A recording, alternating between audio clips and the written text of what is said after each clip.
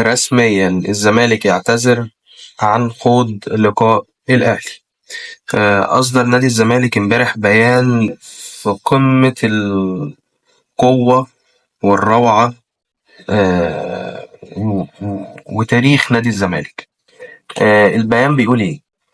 تؤكد إدارة نادي الزمالك أنها تعلم جيدا أن جماهير الزمالك العظيمة دوما تعشق اللحظات التي يلعب فيها فريق كرة القدم، كما تعلم أن المنافسة الشريفة كانت باستمرار شعارها على مدى أكثر من قرن من الزمان، إلا أن ظروفا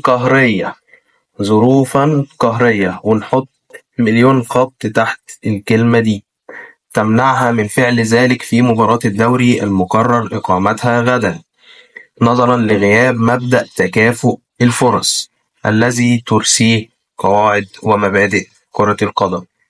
وتتعهد الإدارة أن تعود في القريب العاجل للمنافسة الكروية الشريفة في دورينا الذي نجله ونحترمه، ونثمن مجهودات كافة الجهات التي تدعم صناعة كرة القدم في مصر. وفعلا كنا نتمنى ألا نغيب عن الملاعب أبدا، فعذرا لأننا لا نملك سوى هذا القرار، وشكرا لتفهم الجماهير ودعمهم الذي لا يتوقف. الزمالك أولا. بيان في منتهى القوة، بيان واضح وصريح، في تاريخ 24/6/2024. افتكروا التاريخ ده كويس قوي،